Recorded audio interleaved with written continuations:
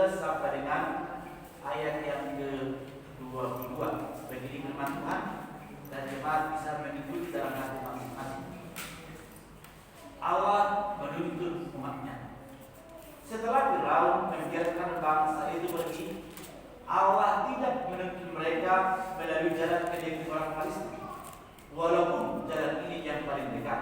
Sebab firman Allah, jangan-jangan bangsa itu menyesal apabila mereka menghadapi peperangan, sehingga mereka kembali ke Mesir.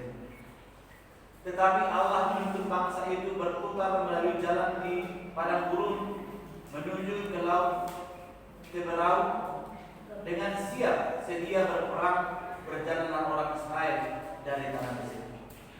Musa membawa tulang-tulang Yusuf, sebab tadinya Yusuf telah menyuruh anak-anak Israel bersumpah dengan sungguh-sungguh, Allah tentu akan memerintahkan kamu, maka kamu harus membawa tulang-tulangku dari sini.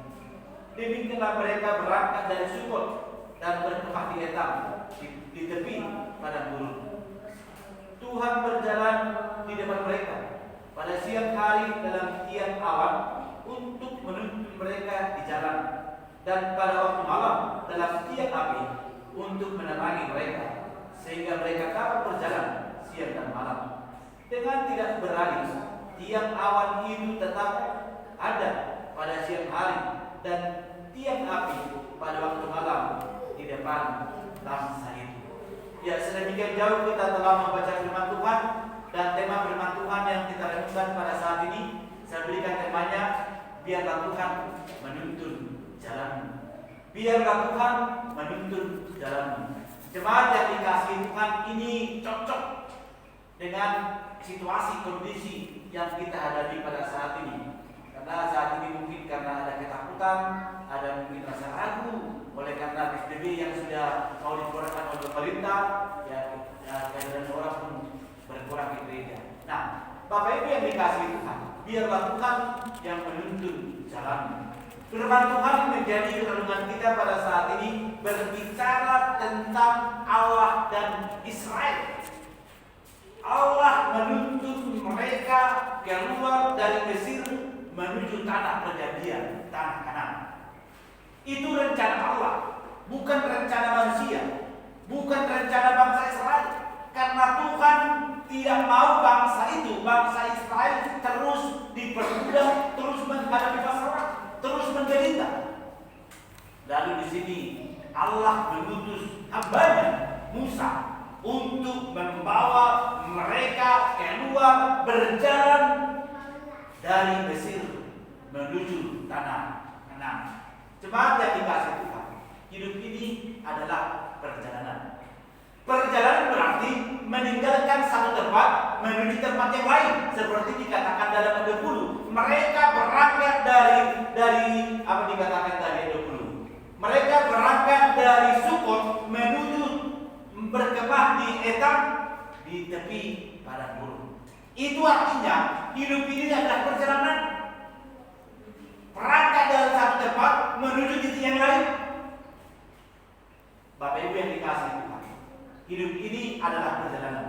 Kemarin adalah kenangan, sekarang adalah fakta, kenyataan, dan besok adalah harapan. Dalam ketiga dimensi inilah perjalanan kehidupan kita. Yang kemarin itu kenangan untuk pengalaman kita untuk masa depan. Sekarang adalah fakta, fakta kehidupan kita pada saat ini. Kita menghadapi COVID-19 yang sedang berwabah. Itu faktanya yang harus kita hadapi. Dan esok adalah ada harapan. Itu iman. Dalam ketiga dimensi itulah kita berjalan dalam kehidupan ini. Kemarin kenangan, sekarang adalah fakta, kenyataan, dan besok adalah ada harapan. Nah, jemaat yang dikasihi Tuhan, hidup ini adalah perjalanan. Nyanyian tren yang sering kita nyanyikan, hidup ini adalah kesempatan, yaitu kesempatan dalam perjalanan. Hidup ini adalah kesempatan, yaitu kesempatan dalam perjalanan. Maka ukirlah sesuatu yang baik, yang indah dalam kesempatan perjalanan itu, supaya kamu diingat dan dikenal. Karena tujuan hidup manusia yang paling hakiki adalah ketika ia berguna bagi orang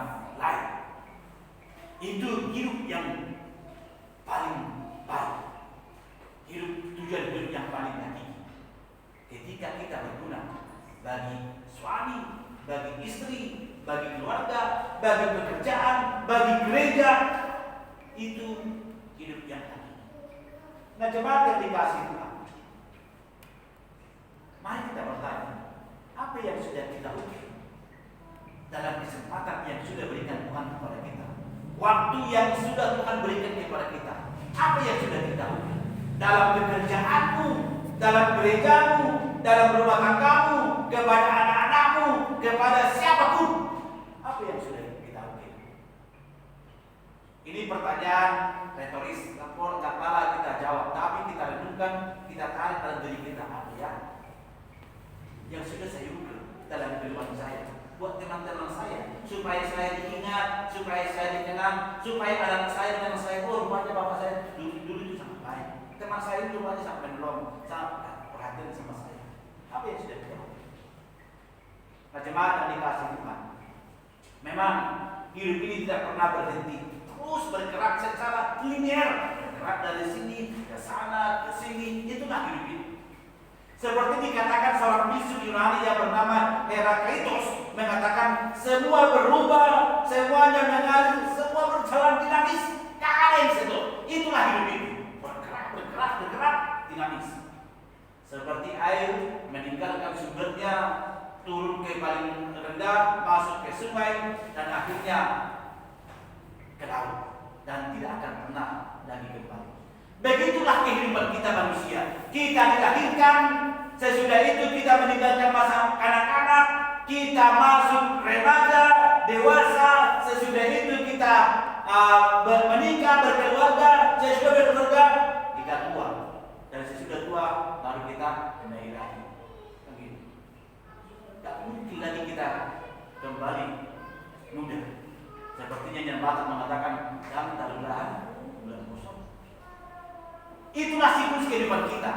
Kita dilahirkan, meninggalkan masa kanak-kanak, masuk remaja, masuk dewasa, menikah, berkeluarga, tua, dan akhirnya saya katakan tadi inna ilahi.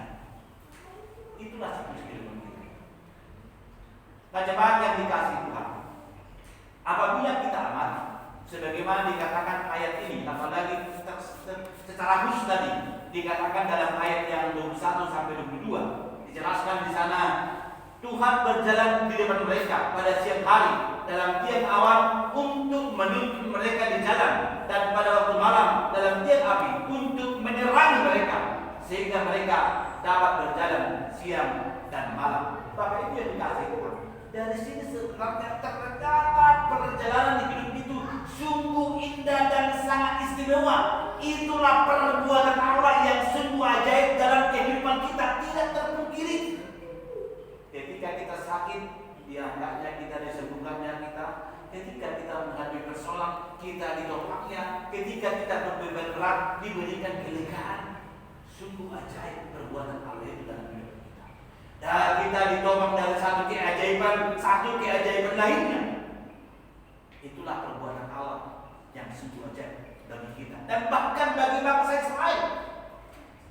Memang dalam perjalanan hidup ini, baik dalam kehidupan rumah tangga, dalam masyarakat, dan dalam kehidupan sehari, pastilah kita melalui perjalanan siang dan malam, suka duka, kegagalan, kesuksesan. Itu yang harus kita hadapi dalam hidup ini. Suka atau tidak suka, dalam hidup ini kita pasti berhadapan dengan apa yang dinamakan pergumulan, persoalan, masalah, kegagalan, penderitaan, penyakit. Itu sudah merupakan bagian dari kehidupan kita.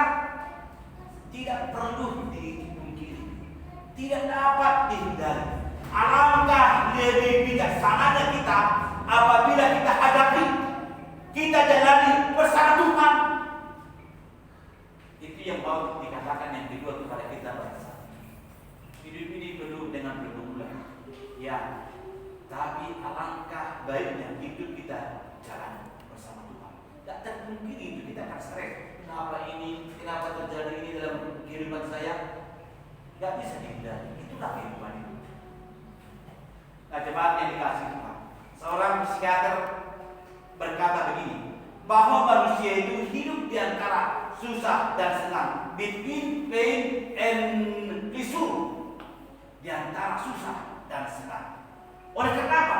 Oleh karena banyak faktor, oleh karena banyak penyebab, oleh karena banyak situasi dan kondisi, perjalanan hidup kita dapat memasuki waktu yang gelap. Itu perjalanan hidup kita. Tak terpungkiri memang. Banyak faktor, banyak sebab, banyak situasi dan kondisi sehingga kita memasuki waktu-waktu yang gelap. Sama seperti yang kita hadapi pada saat ini, kita sedang berjuang melawan pandemi COVID-19 pada saat ini. Masa-masa yang gelap. Nah, Bapak Ibu yang dikasih Tuhan, yang menjadi pertanyaan, apa yang harus kita lakukan agar perjalanan hidup kita itu sampai pada tujuan? Apa yang harus kita lakukan supaya perjalanan kehidupan kita itu sampai pada tujuan? Melalui firman Tuhan ini, ada 4 pesan yang mau disampaikan kepada kita dan kepada bangsa Israel, secara khusus kepada kita pada saat ini yang sedang hidup di tengah-tengah berjuang melawan pandemi COVID yang sedang mewabah pada saat ini. Ada 4 pesan yang harus kita renungkan. Yang pertama adalah biarlah Tuhan yang menuntun jalan. Amin. Baik pada waktu malam, baik pada waktu siang, pada waktu suka dan duka, pada waktu sakit dan sehat, biarlah Tuhan menuntun jalan. Dalam tuntunannya, kita pasti akan memperoleh hidup yang teduh, yang tenang, yang tenteram. Pasti kalau Tuhan menuntun hidup kita, apapun yang terjadi, baik siang dan malam, pasti hati dan pikiran kita tenang, pasti kita tenteram, pasti kita teduh dan terlindung.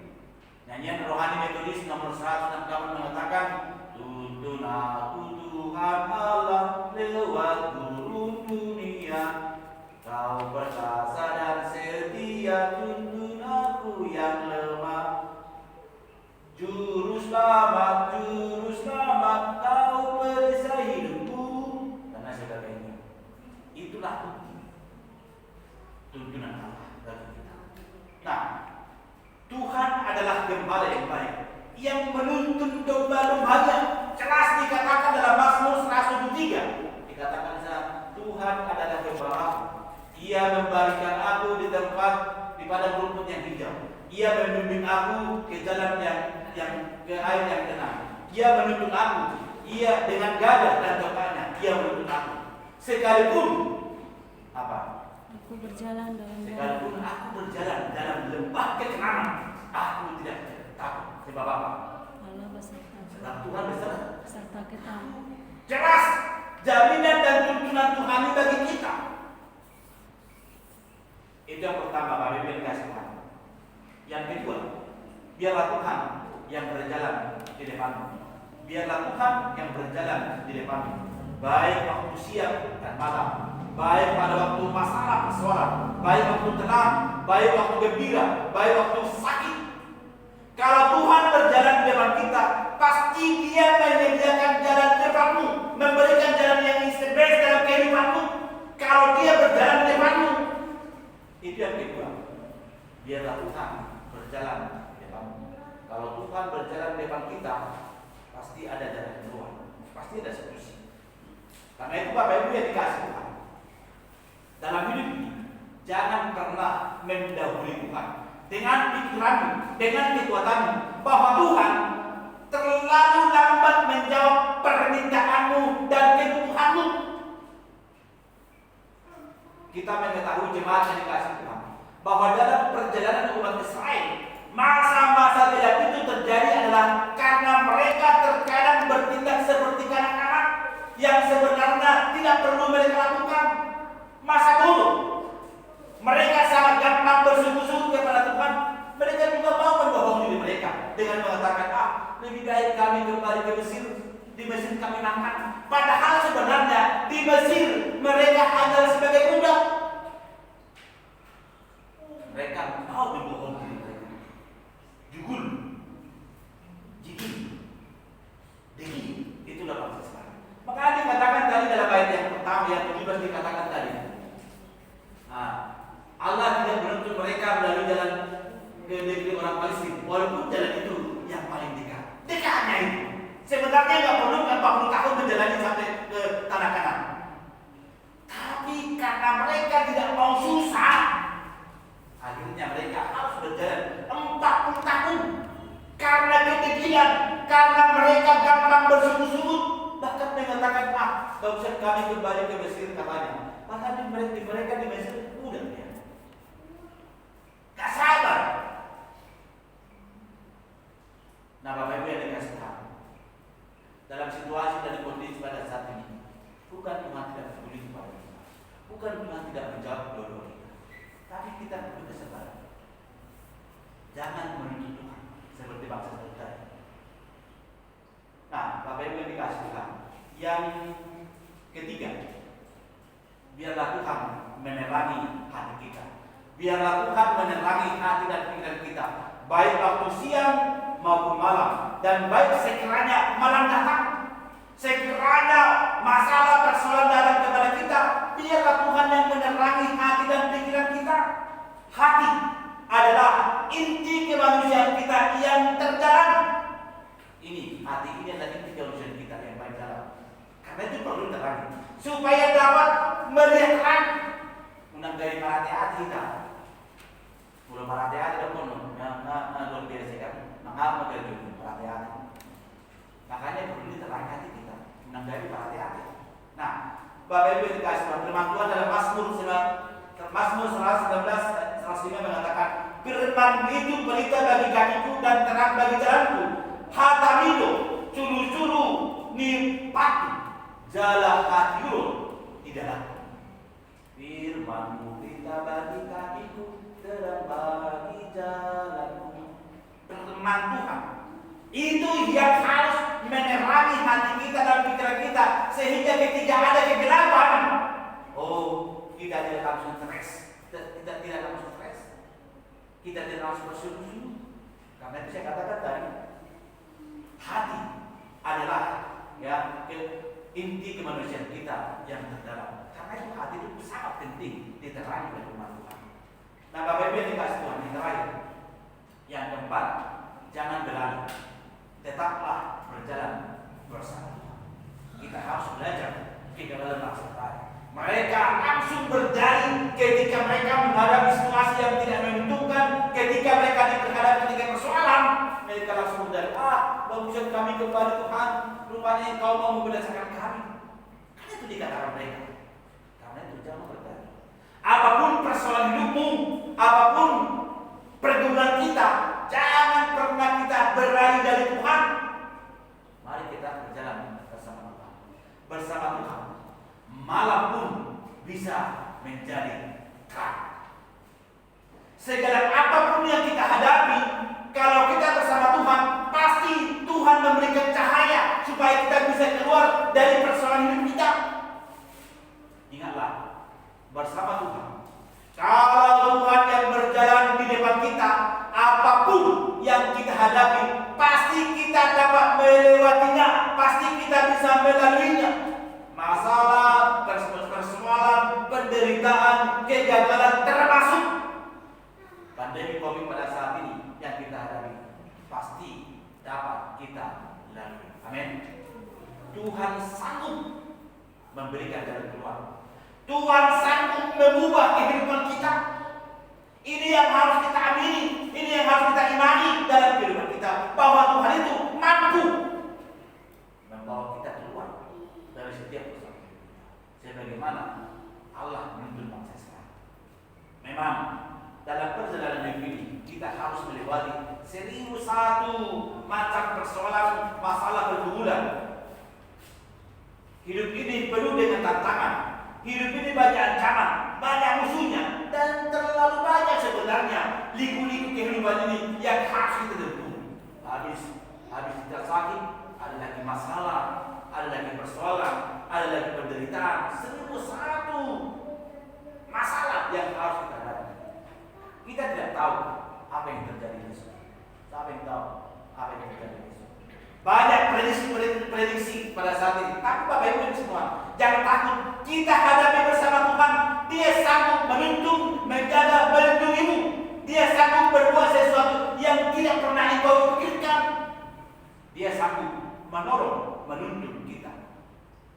Itu yang harus kita imani dalam kehidupan. bahwa ada Allah yang luar biasa, yang dahsyat, yang begitu ajaib, yang mampu menolong kita, menuntun kita, mengeluarkan kita dari pandemi COVID pada saat ini. Pasti Dia akan menolong kita.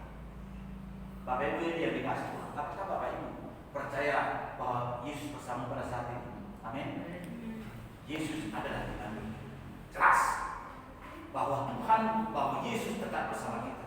Nah, jemaat yang dikasih Tuhan, oleh karena itu dalam firman Tuhan ini dan jelas digambarkan atas pemeliharaan Allah, penyertaan Tuhan. Oleh karena itu percayalah, Tuhan sanggup menjagamu. Amin. Tuhan sanggup memberikan berkat bagimu. Tuhan sanggup memberikan rezeki bagimu. Tuhan sanggup memulihkan keadaanmu pada saat ini. Amin. Imani itu yang harus kita tanamkan dalam hati kita, dalam pikiran kita, bahwa ada Allah yang luar biasa, Allah yang ajaib, yang mampu membawa kita keluar dari persoalan hidup kita. Amin. Kita berdoa. Bapa yang di surga, Bapa yang baik, pada saat ini Tuhan kami sudah mendengarkan firman. Biarlah firman-Mu boleh menguatkan kami, supaya kami dalam hidup ini tetap berjalan bersama Engkau. Biarlah Engkau menuntun kami, memelihara hati pikiran kami, supaya hati dan pikiran kami diterangi oleh firman-Mu jernih ketika kami menghadapi persoalan. Dan Engkau tahu Tuhan, pada saat ini kami sedang dihadapkan dengan bencana nasional, yaitu virus corona yang sedang wabah dan menjadi ancaman bagi kami pada saat ini. Kami percaya dan yakin bahwa Tuhan pasti menuntun, memelihara kami, dan akan melepaskan kami keluar dari badai ini. Biarlah Tuhan tuntun kami sebagaimana Engkau menuntun bangsa Israel dalam perjalanan. Tentu banyak suka duka yang harus kami hadapi, tapi biarlah kami beriman bahwa Engkau akan menuntun kami sampai ke tujuan hidup kami. Terima kasih Bapa. Dalam Yesus kami berdoa. Amin.